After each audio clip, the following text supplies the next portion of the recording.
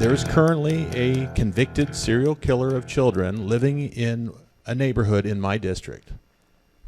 I'm hearing from a lot of the parents in that district. When it comes to this case, people are saying, I have the legal right to know when a sex offender moves into my neighborhood, but a killer of kids, I don't have that right? State lawmakers have the authority to add child killers to the state sex offender registry.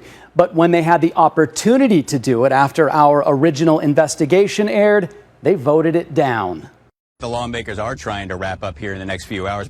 This year's legislative session was wrapping up. What did that date do to this community?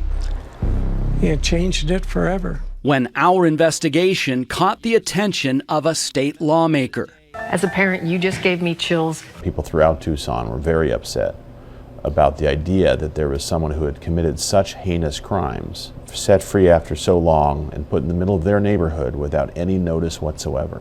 You got emails, phone calls? I did. William Huff was living smack dab in the middle of State Senator Steve Farley's district, and not even he was notified.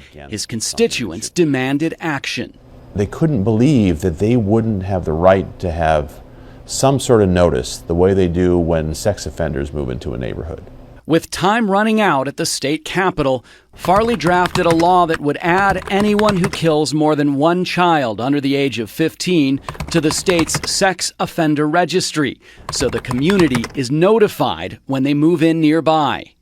This is a very simple amendment, and I would hope that all of you support it for the sake of public safety, and that you can put public safety above partisanship in this case. But Farley, a Democrat, received no support from the Republican leaders of the Senate. I rise in opposition to the Farley floor amendment. At the late 11th hour, to suggest a reform of some significance to our sentencing and notice requirements just seems beyond the pale. One by one, they stood in opposition to Farley's bill. Why do you think your colleagues voted against this? I hope it wasn't partisanship. Is this a loophole in the law? It certainly looks like a loophole to me. Your colleagues may, and it seemed like they were alluding to the idea that maybe there aren't too many of these people out there. Maybe it's just this one person. Does that mean that the state shouldn't change the law if it's only one person? That one person took away the 2 lives of 2 little girls. Parents have the right to know when someone who could be a danger to their kids is living nearby. How many other people like William Huff are out there? That's a tough question to answer, but we found Richard Dubesky in Indiana. He murdered 2 neighborhood children in 1964 and is now out of prison.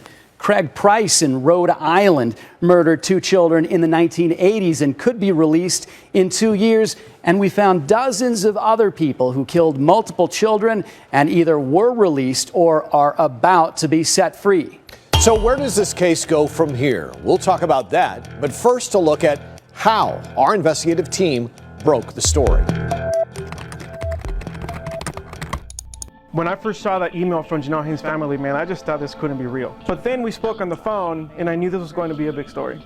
And I sat in the car for 3 days on the street, waiting to get a shot of him riding his bicycle. You understand why people are nervous. The most haunting part of this story for me was looking into this guy's eyes.